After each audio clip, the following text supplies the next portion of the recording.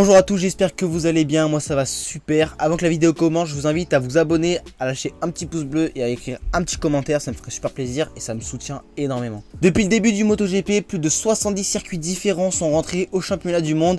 Aujourd'hui on va en voir 10 qui sont vraiment mythiques et qui ont marqué l'histoire du MotoGP. L'île de Man est une île britannique située en mer d'Irlande. Elle est surtout connue pour sa course du Tourist Trophy qui a elle débuté en 1907. Mais il faut savoir qu'elle a aussi accueilli le MotoGP. En 1949 se déroule la première course de l'histoire du MotoGP sur ce tracé. En fait, la course de l'île de Man fait partie des 6 circuits hôtes du championnat du monde MotoGP. Parce qu'à la création du championnat du monde, il y avait seulement 6 circuits au calendrier. 2 tracés routiers ont accueilli l'épreuve. Il y a eu la Clipse Course qui fait le tour de l'île et qui mesure environ 60 km. Elle a été empruntée par toutes les catégories de 1949 à 1953. Puis il y a la Mountain Course qui elle a été empruntée seulement par les petites catégories entre 1954 et 1959. Le tour est beaucoup plus petit, il fait seulement 17 km. Enfin c'est déjà pas mal mais il est plus petit que l'autre quoi. 28 éditions du championnat du monde se sont déroulées sur ce tracé. Extrêmement dangereux, course qui compte énormément de décès. Elle compte même plus de décès que d'éditions.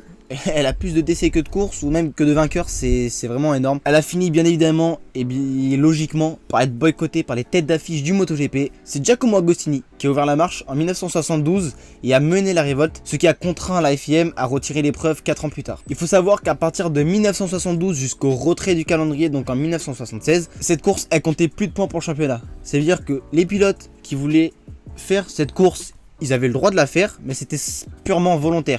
Ils marquaient pas de points pour le championnat. Du coup, ça fait beaucoup de risques en plus. Et bon, ceux qui le faisaient, c'était vraiment... Je sais pas si c'était des passionnés ou des fous, mais ça fait beaucoup de risques pour rien, je trouve. Cette course a été remplacée par le Grand Prix de Grande-Bretagne à Silverstone à partir de 1977. C'est un circuit qui est énormément apprécié et qui est relativement réputé. De 49 à 72, c'est Michael Wood qui détient le plus grand nombre de victoires avec 12 victoires, suivi de Giacomo Agostini avec 10 victoires. Ce sont les records compris dans le cadre du championnat du monde MotoGP. On met de côté le Tourist Trophy, ça compte pas.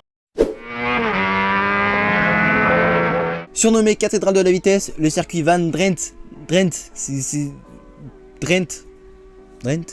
Dassen est le seul circuit du calendrier MotoGP à avoir accueilli un GP chaque année depuis la création du championnat du monde. Sauf en 2020.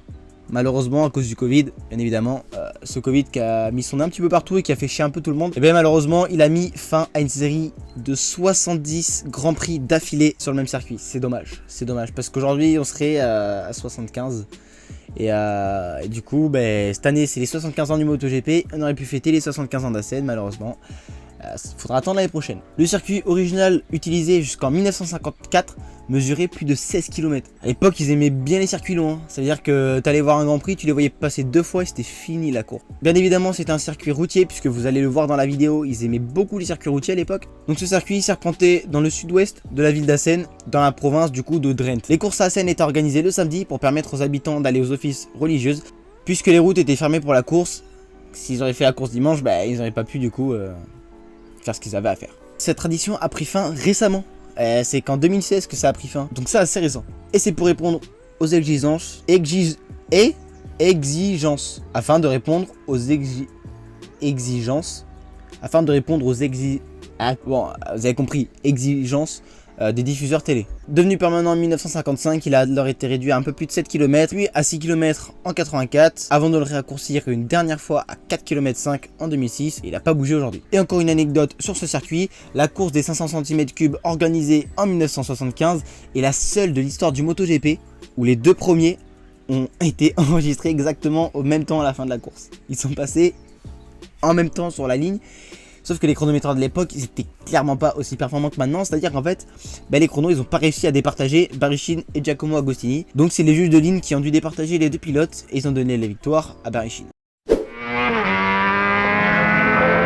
Et oui, le circuit de Monza a lui aussi fait partie du championnat du monde MotoGP. Il est très connu pour la F1, mais il a fait aussi partie du championnat du monde MotoGP. Il faisait partie des circuits hôtes, tout comme les 2 qu'on a vus avant. Donc il faisait partie des 6 circuits hôtes du championnat du monde. Il a donc intégré le championnat du monde dès son ouverture en 1949. La dernière édition à Monza a lieu en 1973 suite à un accident qui coûta la vie à 2 pilotes. Jarno Saarinen et Renzo Pasolini sont tous les 2 décédés dans la Curva Grande. La Benelli de Walter Villa sera à l'origine de l'accident qui a impliqué 15 pilotes pilote de l'huile aurait coulé de sa moto lors de la course 350 cm3 avant celle des 200 cm3. La course des 2,5 a donc été interrompue et annulée, elle n'a pas été finie. Même la course des 500 cm3, elle a été annulée. Dessiné par Félix Nazzaro et Vincenzo Lancia, le circuit est constitué d'une partie routière et d'un anneau de vitesse. Il a été construit en 1922 dans le parc royal de Monza à l'initiative de l'Automobile Club de Milan. Il faut savoir que le circuit de Monza est le 3e plus gros chantier de l'histoire des sports mécaniques. C'est quand même un truc de fou.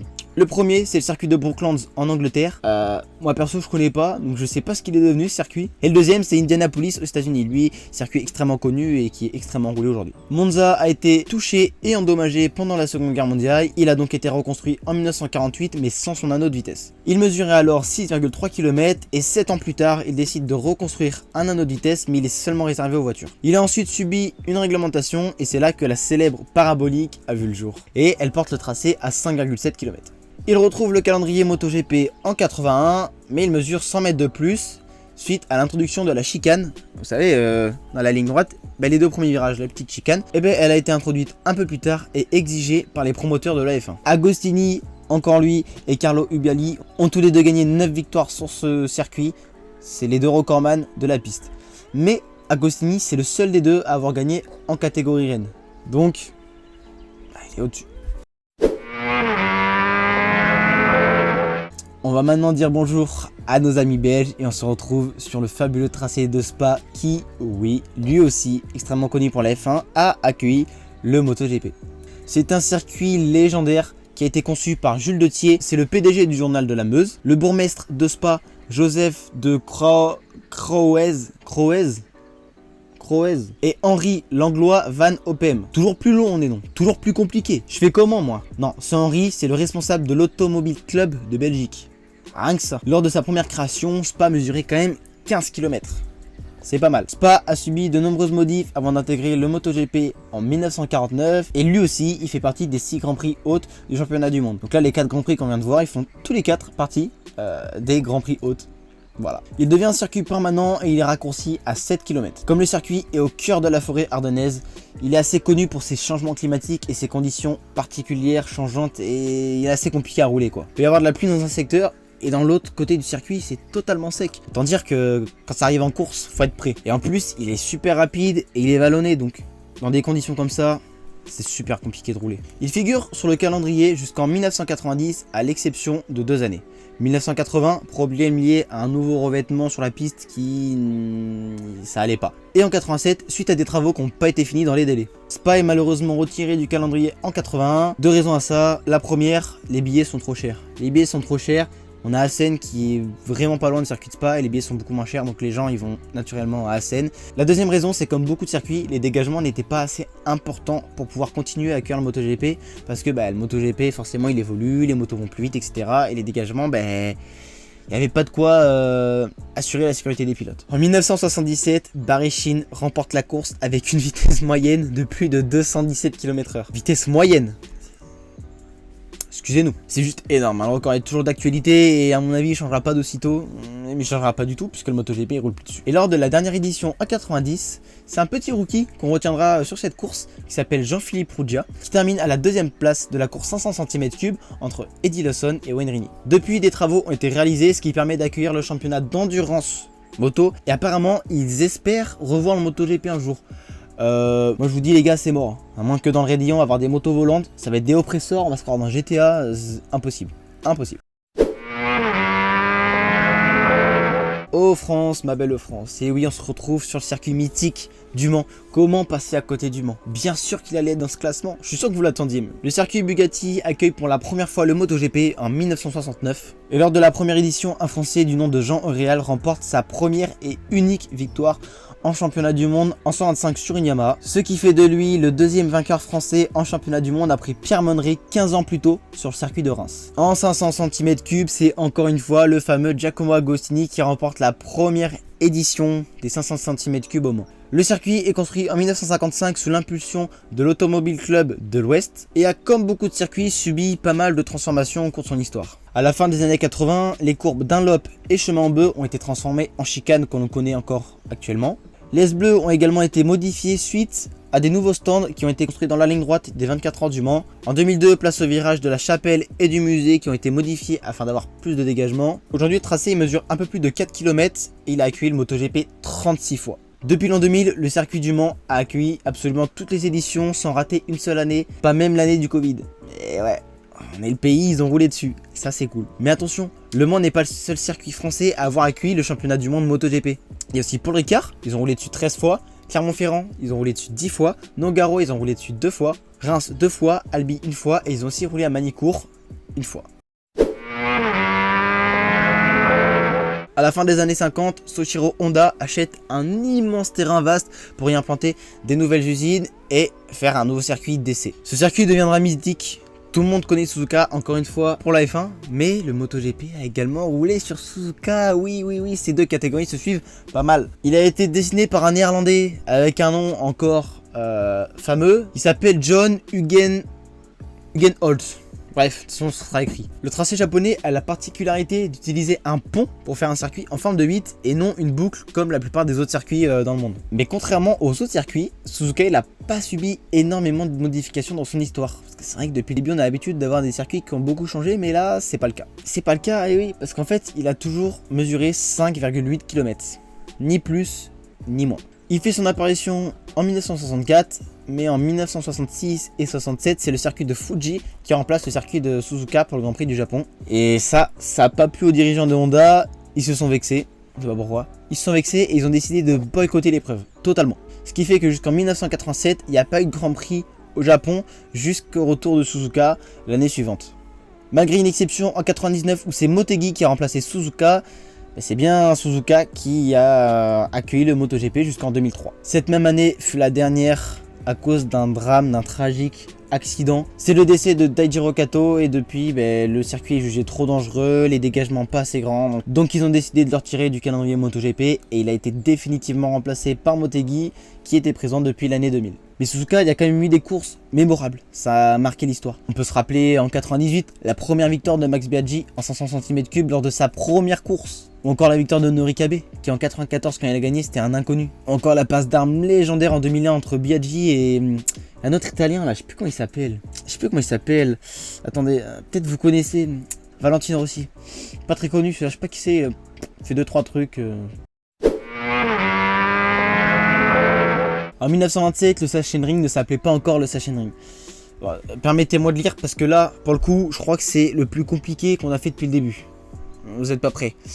Il s'appelait le Einstein Ernstthal.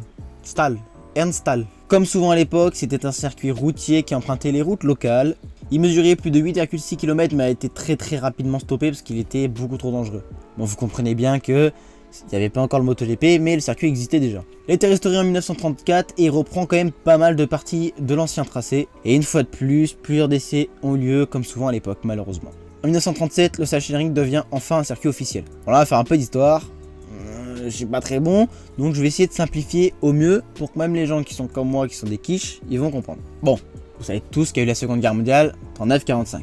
Mais il se trouve dans la région de Siemens qui, en 1945, est occupée par l'Union soviétique. Et ce n'est qu'en 1949 que les compétitions y sont autorisées. Et dans ces années-là, le circuit, il fait partie maintenant de la République démocratique allemande, autrement dit RDA. Le circuit accueille de façon officielle un Grand Prix MotoGP en 1961.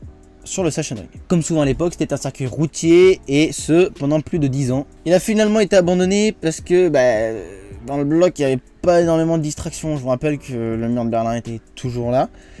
Donc c'était un petit peu compliqué de se distraire et aussi pour cause de sécurité, c'était pas tip top. Côté Allemagne de l'Ouest, tout va pour le mieux puisqu'entre 52 et 99, pas moins de 4 circuits différents ont accueilli le Grand Prix d'Allemagne. Solitude, Schotten, le Nürburgring et Hockenheim.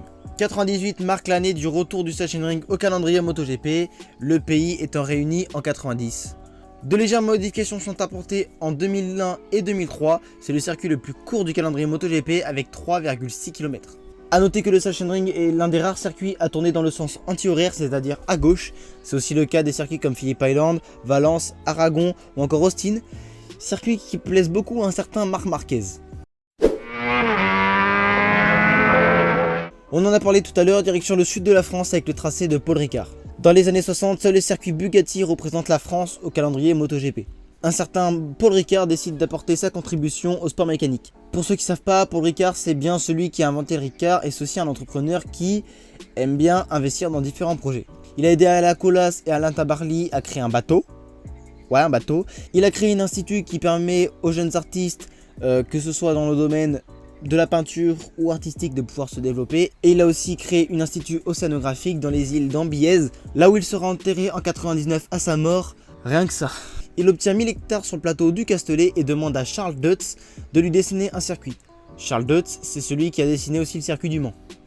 Excusez-nous monsieur. Charles opte pour des grandes lignes droites et peu de virages, mais ça plaît pas beaucoup à Paul Ricard. Les directeurs du circuit ont essayé alors de remanier un petit peu le circuit en achetant des virages, pour éviter que ce soit que la ligne droite, quoi. Le tracé fait alors 5,8 km lors de son inauguration en 70 et il est désigné comme aux pointes de la modernité. Ce n'est que 3 ans plus tard qu'il accueille le MotoGP entre 73 et 99, année du rachat par Bernie Ecclestone. Le circuit Paul Ricard accueille toujours le Bol d'Or et pendant un temps il a accueilli la F1. On y a vu de nombreuses courses impressionnantes, comme la première victoire de Jarno Saarinen en 500 cm3 lors de la première édition, Alex Crivier en 99 et une longue liste de pilotes. Des pilotes de légende comme Kenny Roberts, Barry Sheene, Wayne Rainey, Eddie Lawson, Marco Lucinelli, Freddie Spencer ou encore Mick Doohan. Raymond Roche et Christian Saron sont des Français qui nous ont fait vibrer dans les années 80. Propriété de la Scuderia Ferrari en 1988, le Mugello a été construit en 73 près du village de Scarperia au cœur de la Toscane. Bien évidemment, et comme beaucoup de courses à l'époque, c'était organisé sur route avant que le circuit devienne permanent. Long de plus de 5 km, le circuit possède 15 virages, mais surtout une ligne droite de plus d'1 km. Ce qui est propice au record de vitesse comme Brad Binder, qui a établi le record de vitesse là-bas, mais on en a parlé dans la dernière vidéo anecdote, je vous invite à aller la voir si vous ne l'avez pas vue. Depuis 1976, l'année de son apparition au championnat du monde, il n'y a pas eu beaucoup de modifications. Cette première course fut marquée entre Barry Sheene, lui on le voit vraiment partout, un gros duel donc entre Barry Sheene et Phil Reed pendant toute la durée de la course. À la fin, c'est Barry Sheene qui remporte la course pour seulement 1/10 devant Phil Reed. A l'époque, Suzuki dominait le championnat du monde puisque la première moto non Suzuki était une Yamaha à la 10e position. C'est un peu à l'image du Ducati aujourd'hui quoi. Comme Spa, Le Mans ou Jerez, le Mugello possède des virages avec des grands noms de la moto. Le freinage de San Donato qui est l'un des plus exigeants du championnat du monde MotoGP, la courbe Ravelli ou encore l'enchaînement de l'Arrabbiata 1 et 2 en pleine montée. Des courses inoubliables qui sont déroulées comme en 2003 avec une lutte acharnée durant toute la course entre Valentino Rossi, Loris Capirossi et Max Biaggi. 2 ans plus tard, en 2005, exactement le même scénario avec Rossi vainqueur, mais cette fois-ci c'est Biaggi qui est deuxième devant Loris Capirossi. Et à la 4e position, on retrouve Marco Melandri, ce qui est le dernier quadruplé italien en MotoGP. En 64, le paddock des Grands Prix débarque pour la première fois aux États-Unis sur le circuit de Daytona. Sauf que la course, elle plaît pas du tout, elle est boudée par l'AMA, c'est la fédération américaine de moto, mais aussi par les téléspectateurs qui sont pas trop habitués au format américain, mais c'est pas tout puisque même les pilotes, ils sont pas trop chauds parce que ça coûte cher en fait. Le voyage Europe-États-Unis, ça coûte très cher, ils ont pas forcément tous les moyens d'y aller. Il faut patienter jusqu'en 1988 pour que les États-Unis retrouvent enfin un circuit au calendrier MotoGP. Réservé aux catégories 250 et 500 cm3, l'épreuve se déroule en Californie à l'ouest du pays sur le circuit de Laguna Seca. Le circuit a été créé en 1957 après que les courses de Pebble Beach ont été jugées trop dangereuses. Ce Grand Prix figurera jusqu'en 94 à l'exception de 92 puisque Bernie Ecclestone qu'on a vu un petit peu auparavant était beaucoup investi dans la moto mais il a préféré d'autres circuits. Le Grand Prix des États-Unis était bien prévu pour l'année 1995 mais en raison de problèmes financiers et de sécurité, il n'a jamais eu lieu. Ce n'est qu'en 2005 que le paddock retrouvera Laguna Seca, mais c'est un peu spécial parce qu'en fait il est réservé qu'à la MotoGP, c'est-à-dire que les petites catégories n'y ont pas le droit. Parce qu'il faut savoir qu'avant les années 2010 à peu près, c'était des 2 temps, les petites catégories, et les lois américaines elles interdisaient les 2 temps. Donc il n'y a eu que le MotoGP là-bas. Cette année-là, le regretté Nicky Hayden y décrochera sa première victoire et remettra le paquet en 2006 en s'offrant une autre victoire sur ce même circuit de Laguna Seca chez lui sur ses terres. Le circuit est assez court, en effet il mesure que 3,6 km et il tourne dans le sens anti-horaire. Il est surtout connu pour ce fameux virage qui s'appelle le corkscrew, ce virage mythique où il y a eu des énormes batailles. En fait c'est un virage qui plonge à l'aveugle et c'est tout simplement impressionnant le passage des motos là-dedans. Ça devait vraiment faire peur quand t'étais pilote quand même parce qu'en fait tu vois absolument pas où tu vas quoi. Mythique, ce virage a permis en 2008 à Valentino Rossi de battre Casey Stoner dans ce fameux virage. Il l'a doublé en mettant les 2 roues dans la terre il n'est pas tombé. C'était une lutte totalement exceptionnelle cette année-là. Je vous invite à aller voir la course. Il me semble qu'elle est en entier sur YouTube, si je dis pas de bêtises. En 2013, c'est Marc Marquez qui réalise exactement la même manœuvre sur Valentino Rossi. Sauf qu'en 2013, c'était plus de la terre, c'était du bitume. Donc, c'était un petit peu plus simple. Ça n'enlève pas le mérite, mais c'était quand même plus simple et moins impressionnant. Bien évidemment, Rossi, il appréciait pas beaucoup de se faire doubler de cette façon, sachant que c'est lui qui l'avait fait en premier. Il a aussi peu apprécié que Stoner quand il lui avait fait le coup. Remis en cause pour sa sécurité, comme beaucoup, on l'a évoqué dans la vidéo, le circuit de Laguna Seca laisse à sa place en 2014 pour l'unique et seul circuit aux États-Unis qui est Austin et qu'on a encore aujourd'hui. J'espère que la vidéo vous aura plu. Si c'est le cas, n'hésitez pas à vous abonner, à liker, à mettre un petit commentaire. Ça me soutient, ça me motive et en vrai, ça vous coûte rien. Donc je vous remercie si vous le faites. Moi j'ai vraiment kiffé faire la vidéo, j'ai appris plein de trucs, j'espère que vous aussi. Et voilà, on se retrouve pour une prochaine vidéo.